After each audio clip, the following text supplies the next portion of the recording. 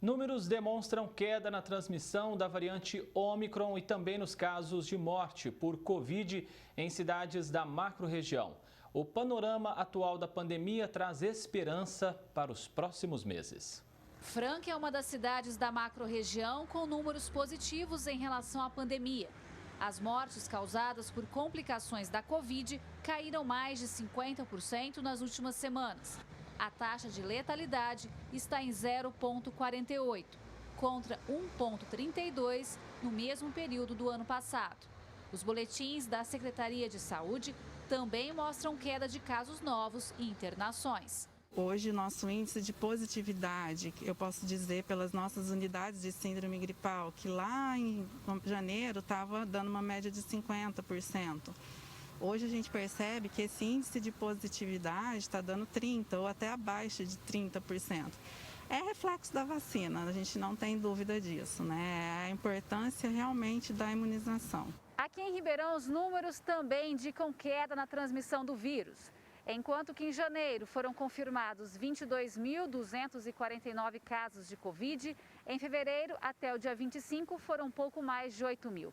Em relação às mortes, no primeiro mês deste ano foram 168 contra 36 até a última sexta-feira. Na análise deste médico, o cenário está melhor porque a variante Ômicron se espalhou de uma maneira muito rápida e intensa. Subiu de forma acelerada, mas está caindo na mesma proporção. Essa rapidez com que ela sobe, ela desce, quando ela está descendo rápido, indica que o número de pessoas suscetíveis está caindo também. Então isso dá uma esperança de que essa seja aquela última pancada forte e a gente vai ter tantas pessoas resistentes a esse vírus que ele vai dar uma pausa longa e a gente vai entrar numa fase de pequenos surtos, mas não de uma pandemia. Em Araraquara, pela rotina deste médico pediatra, o número de pacientes atendidos com Covid também desacelerou, caiu 30% das últimas semanas para cá.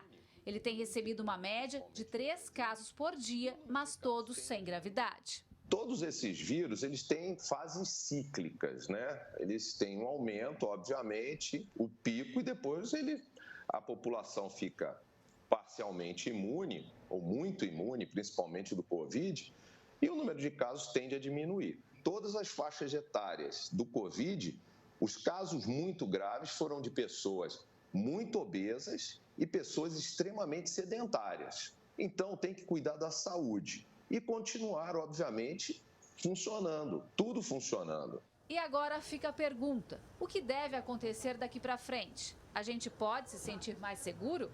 Para falar sobre o panorama atual da pandemia, de uma maneira geral no país, o professor do Instituto de Matemática e Estatística da USP mostra gráficos que demonstram uma queda acentuada em casos suspeitos, confirmados, internados em UTI e mortes. No estado de São Paulo, no pico, né, então já passou o pico dessa última onda, né, o pico de internações ocorreu mais ou menos entre 3 e 4 semanas atrás, e, portanto, o pico de contágio já passou faz mais ou menos umas 4 semanas. Foi uma subida substancial para os padrões que a gente estava acostumado recente, final do ano passado, estava muito bom, mas para o padrão de 2020 não foi uma situação tão grave, né? E agora a gente já passou o pico e está melhorando de novo. O especialista falou que o pico de contágio de agora já passou, mas ele faz um alerta sobre o futuro por conta da sazonalidade das doenças respiratórias. Na região sudeste, por exemplo, elas acontecem mais entre março e maio. É bem possível que a gente veja novas subidas de casos entre março e maio. Então, quando eu falo que o pico passou, não quer dizer que não vai subir mais entre março e maio. Eu acho que provavelmente vai voltar, a gente vai voltar a ver subidas, nada catastrófico, tá? Quer dizer, nada que vai colapsar o sistema de saúde, mas a gente vai vendo algumas subidas provavelmente, essa é a tendência. Gislene Lopes para o Jornal da Clube.